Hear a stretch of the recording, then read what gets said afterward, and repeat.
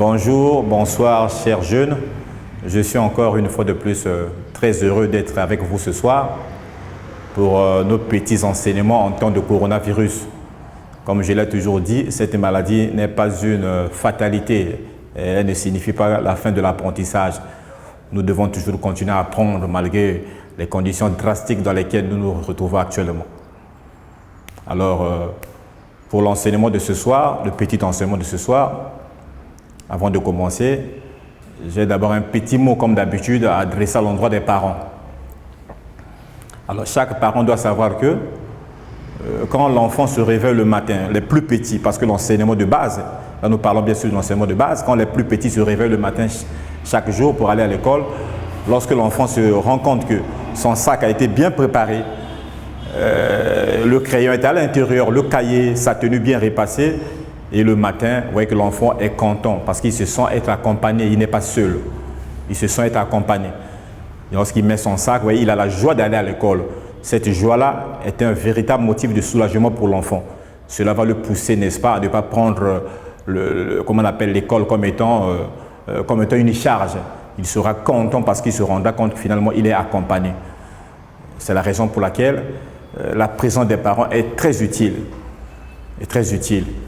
C'est vrai que la mort est un phénomène naturel. C'est vrai que le combat contre la mort est déjà perdu d'avance parce que personne ne peut combattre la mort. C'est vrai que le souffle de vie que nous possédons ne nous appartient pas. C'est vrai que nous sommes déjà, vaincus de ce point-là. Mais une chose est vraie, c'est que nous avons des capacités en nous qui sont telles que chacun de nous peut prendre soin de son hygiène alimentaire, de son hygiène de vie. Nous sommes un motif de soulagement pour ces enfants-là. Lorsque nous sommes en vie, un enfant qui n'a pas son crayon, le lendemain, il va à la maison, le papa lui achète le crayon. Quand il n'a pas de cahier, le papa intervient, il achète le cahier. Chaque parent doit savoir que, en agissant ainsi, ce sont des véritables chaînes que vous brisez, les véritables chaînes de l'ignorance. Parce que de ce point-là, l'enfant sera content d'aller à l'école et on va voir que les choses vont bien marcher. Mais nous, voilà pourquoi nous devons tenir compte de notre hygiène alimentaire, de notre hygiène de vie. Nous devons savoir comment prendre l'alcool, nous devons savoir comment fumer. Ça, c'est très important pour chaque parent de le savoir. Parce que la disparition d'un parent, un parent ne meurt jamais. Un parent ne meurt jamais. Ce sont les enfants qui vont rester en vie, qui vont continuer à mourir tous les jours à cause de ton absence. Hier, il avait besoin d'un cahier, on le lui achetait facilement. Il avait besoin d'un crayon, il pouvait avoir facilement, mais la disparition d'un parent fait de telle sorte que l'enfant va trouver comme un traumatisme. Il sera secoué par ta disparition. Nous n'avons pas la maîtrise du souffle de vie, nous avons la maîtrise de la vie.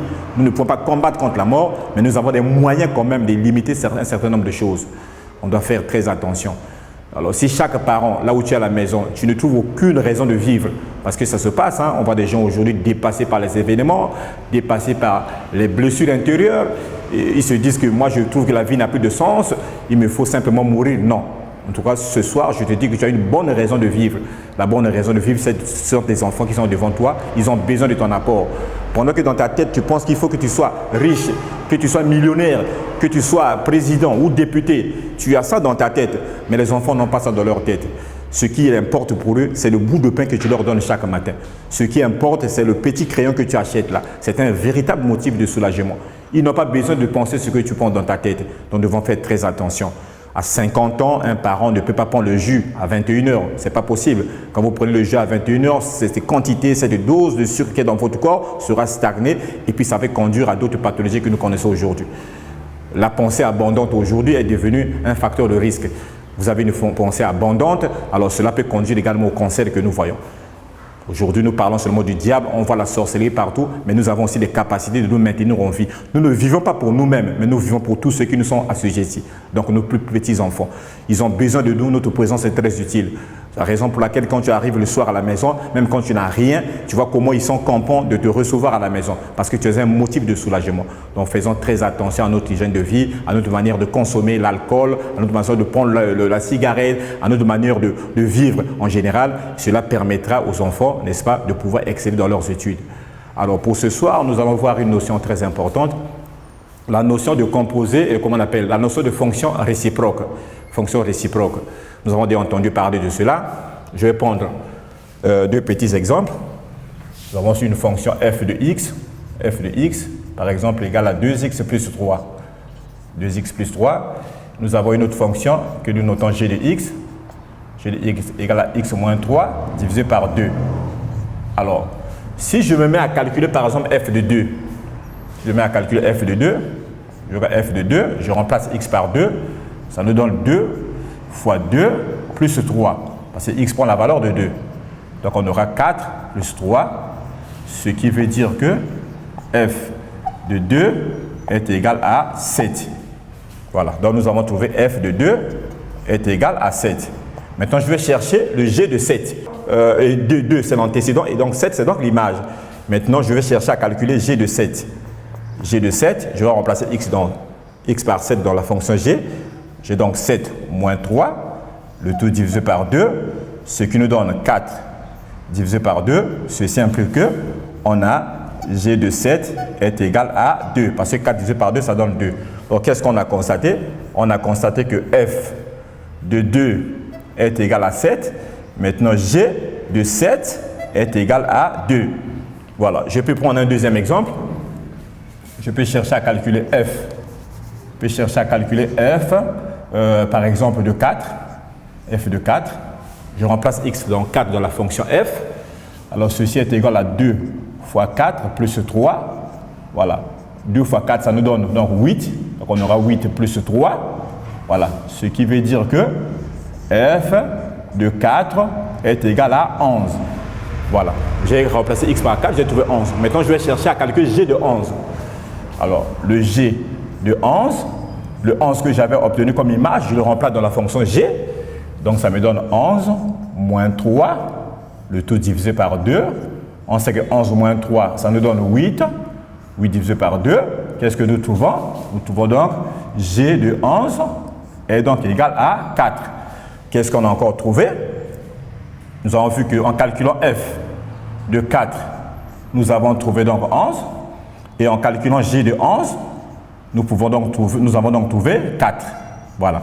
Ce qui était ici l'antécédent, f de 4 égale à 11. Maintenant, nous prenons la valeur 11, nous remplaçons dans le g, nous retrouvons donc le 4. Alors, ça ne peut pas s'arrêter par là. Nous allons chercher à calculer la composée de ces deux fonctions, l'une après l'autre.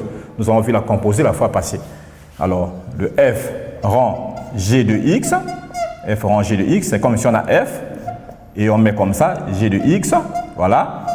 Ceci est égal. Dans la fonction f qui est ici, le x là devient le g. Or, la fonction f commence par 2. Donc, nous avons 2. Nous allons remplacer le x par g. G, c'est tout ceci. On a x moins 3, le tout divisé par 2, plus le 3 qui est ici. Ça, c'est f de x, plus le 3 qui est ici. Ce qui nous donne, déjà les deux là vont se simplifier, c'est la multiplication ici. Le 2 là va se simplifier. Ça va nous rester x moins 3 plus 3. Donc, on voit bien que f rangé de x est égal à x. Alors, nous faisons la même chose pour g rang f de x. Ça, c'était f rangé de x égale à x. Nous allons maintenant chercher g rang f de x. Alors, g rang f de x, ceci égale. Nous sommes maintenant dans la fonction g qui est ici. D'abord, ça nous donne g, comme l'écriture veut que ça soit. Voilà, on est là. Voilà.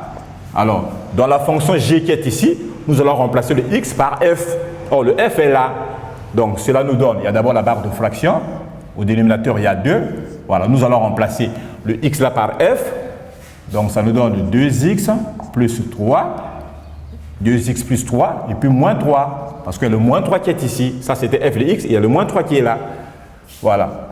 3 moins 3, ça donne 0. Nous aurons donc 2x, le tout divisé par 2. Et donc, ceci est également égal à x. Donc, on a vu que g rang f de x est égal à x. Alors, ce genre de fonction, nous les appelons fonctions réciproques.